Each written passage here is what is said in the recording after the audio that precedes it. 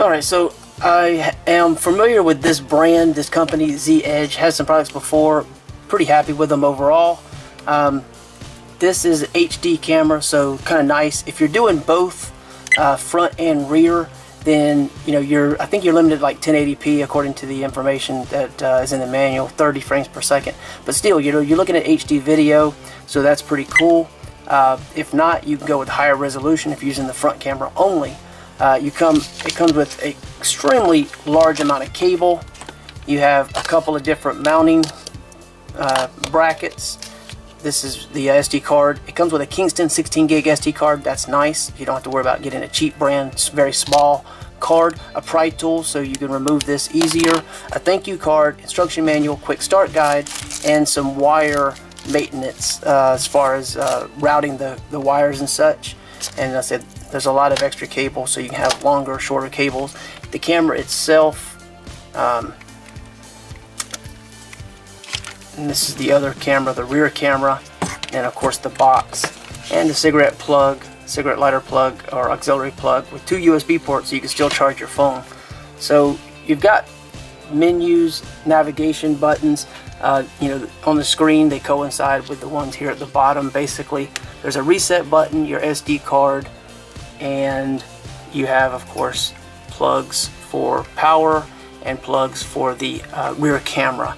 And you can kind of just go through and set up, different options available. You can turn audio off and on, turn on the picture-in-picture, or off the picture-in-picture if you don't want it. You can do date stamps, choose whether you record audio or not record audio. Exposures available, ketone, startup chime, different sound aspects. Screen saving type aspects are available here. So quite a few different options.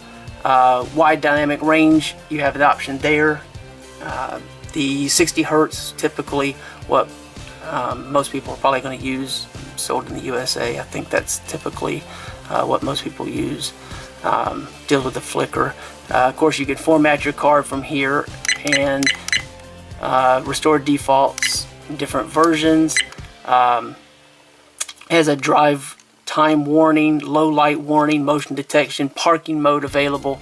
So depending upon if you want to have it monitoring while you're away from your vehicle, someone like pushed a shopping cart into it, so that's pretty cool. You can adjust the sensor, so depending upon how hard the car is impacted, or if there's like thunder or something, that can sometimes trigger it. So fairly easy to navigate. There's an instruction manual for any kind of information. I'm not going to get into any of that too much. You can turn it off and on, so that's pretty cool.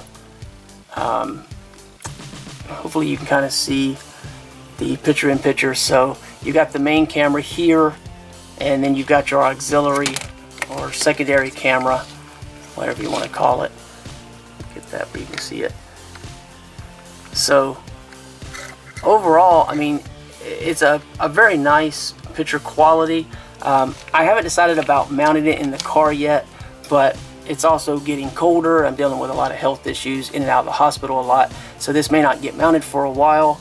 And I did agree to create a video about this, so I don't want to put that off so long that it ends up being 3 months, 4 months down the road, which is quite possible. So I'm going ahead and just kind of doing a brief overview for right now. Maybe hopefully later on, once it warms up, maybe several months from now, I can maybe get into a little bit more detail possibly. But I just kind of want to share this with you really quickly. The camera itself is adjustable here. You can adjust that how you like. You have your mount here, of course, your different mounts. 3M adhesive, so that's nice. And again, you have this rear camera mount, and you can kind of set that up and tighten that wherever you like and lock it into place. So overall, like I said, just a really nice little package, front and rear view setup. One of the big reasons I haven't really done anything, because if I mount this, I want it to be mounted so that it's very clean, very neat. Probably won't actually use the cigarette auxiliary lighter type plug because it's in the center of the car. Rather add an additional port so I can power this so that it's a much cleaner installation, because there's a lot of wire to deal with. and I want to make sure everything's nice and neat and very professionally looking, and I just don't have the time or ability right now with the different health stuff going on. So I hope you'll forgive me for this not being quite as nice as I would like for it to be as far as the review goes, but like I said, having used their products in the past, and the fact that, you know, they do a little nicer. They include a brand name and a larger card, not a 4 or a 8 gig generic card. They include a 16 gig Kingston brand SD card is nice. They offer some nice features with this. You can find out a lot more about that via the link below, but kind of went over some of the stuff with the parking sensor. Of course, loop recording, motion detection, parking mode, we talked about that. Full HD, as I mentioned. What I didn't mention is the 150-degree field of view that it is allowing for. So, like I said, I just kind of wanted to give you a really quick, very brief overview of this, and the fact that you get 1080p or above is what really makes this stand out compared to a lot of webcam, car cameras, dash cams that are 720. So this gives you a much nicer option, and if you decide to use it for the forward facing only, you can go 2560. I don't. It's much higher than the typical 1920 by 1080 HD. You know, full HD settings options are available. So I just want to kind of share that with you really briefly, sort of at least partially fulfill my commitment to the company, which was supposed to be done a month and a half, 2 months ago. But again, I've been away for some time, and I'm just now trying to get caught up on things. So you'll see a massive amount of stuff going on. So anyway, that's pretty much it. Thank you for watching. Check out the link below for more information.